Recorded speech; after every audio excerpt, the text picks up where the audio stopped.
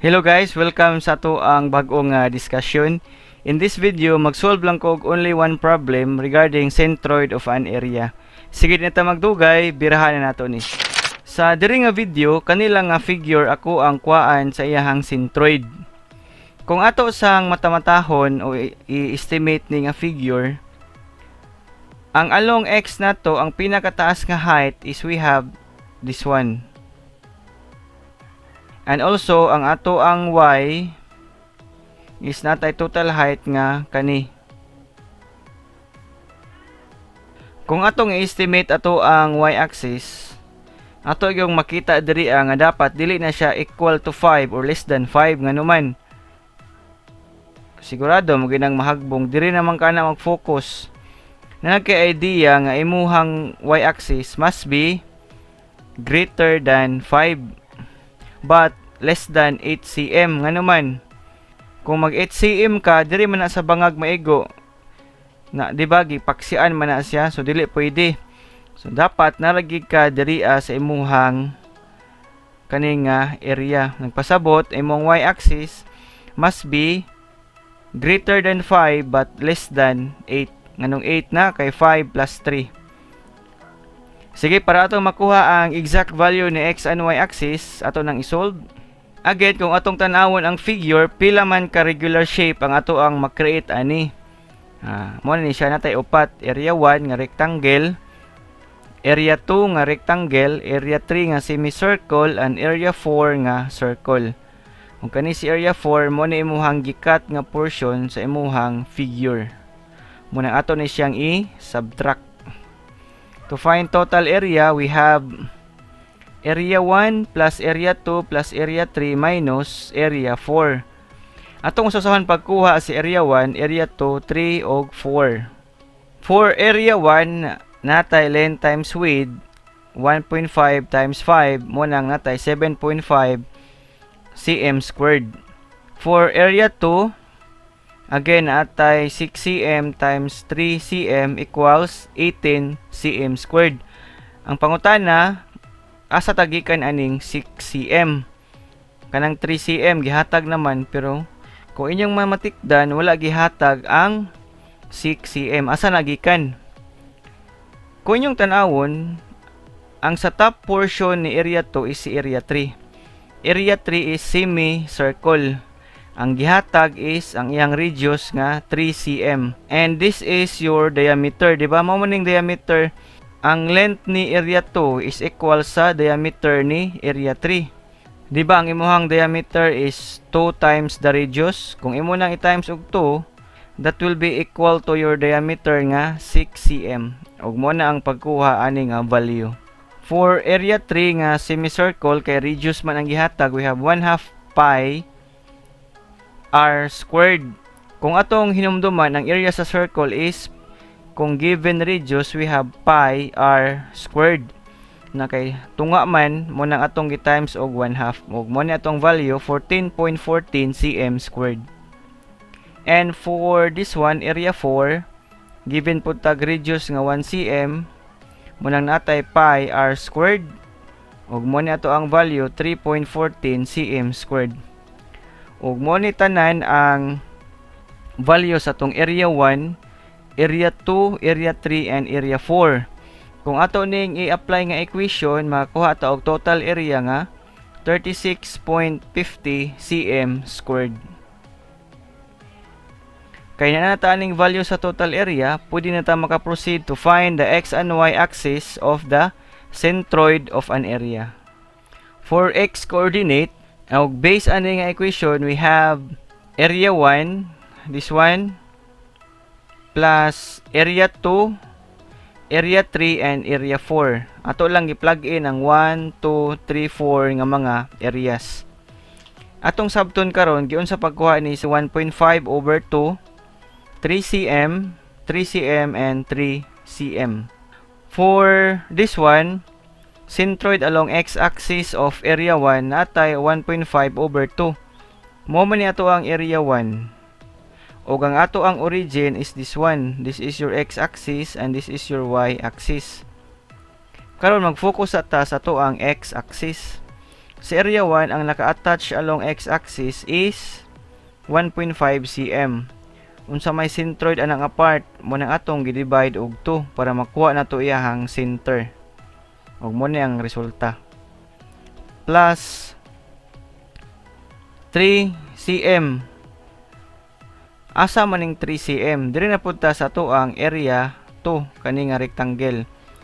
Sa area 2 from x-axis, so diri kita mag-focus mo man imong origin.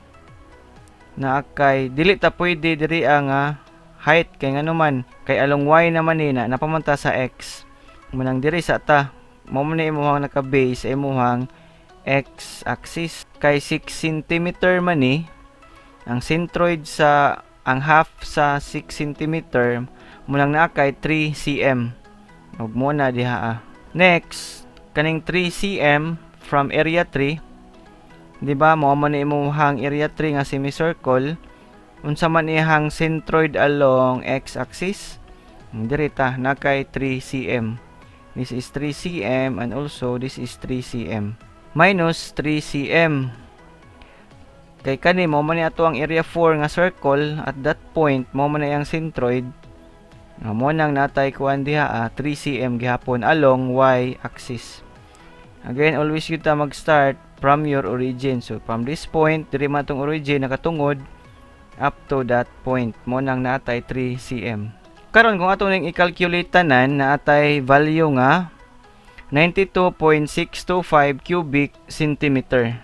Kung ato ning if plug in ani nga equation, we have 92.625 cubic centimeter over total area nga atong nakuha ganina nga 36.50 cm squared.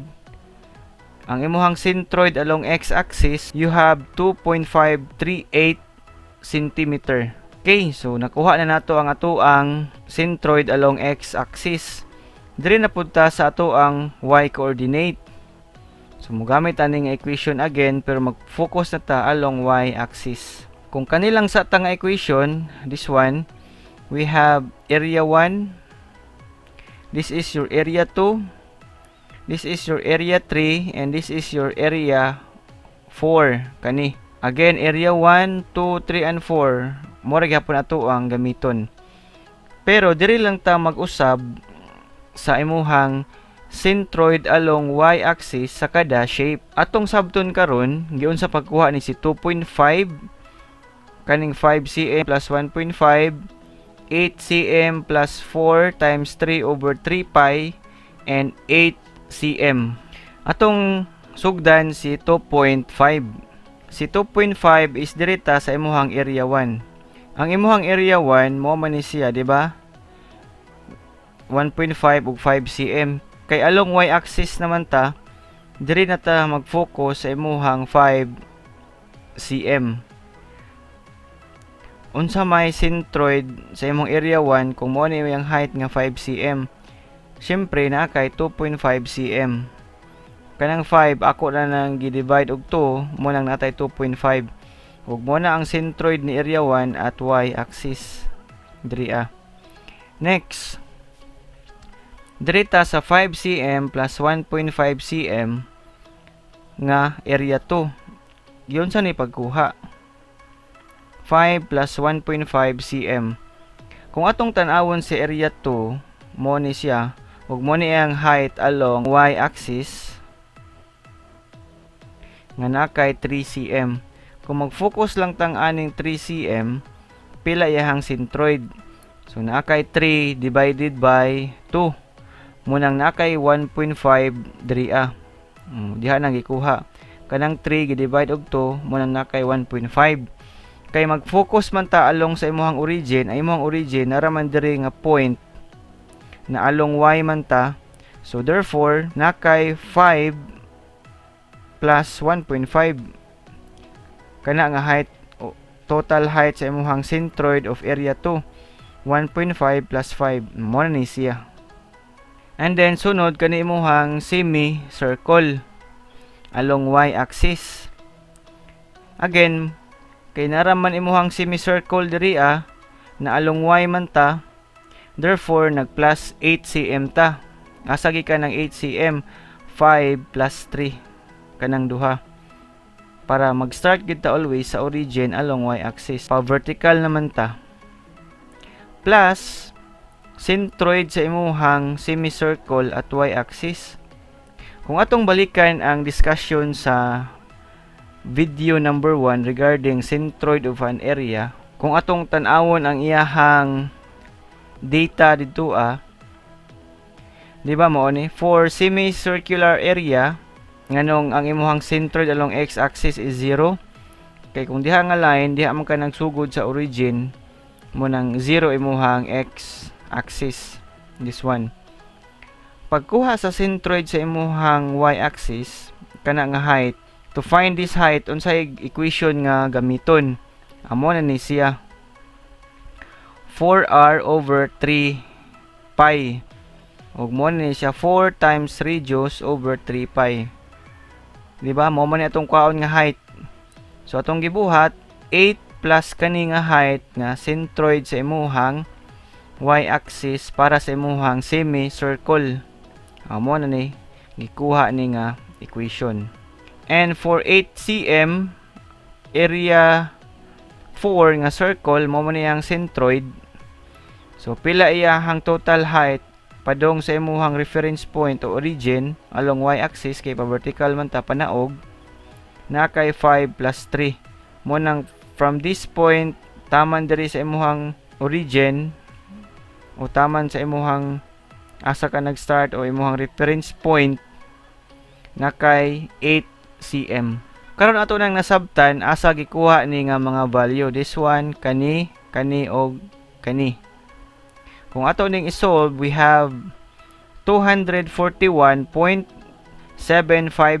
cubic centimeter. O kung kani nga value atong i-plug in ani nga equation, then i-divide sa ato ang total area, this one, na atay centroid along y-axis nga 6.623 cm. Sakto atong estimation ganina nga imong value sa y-axis is greater than 5 but less than 8. Kung ato ning i-plot ning figure ang iyang centroid, mo ni sa imuhang x ug mo ni sa imong y ug mo ni ang centroid sa imuhang figure.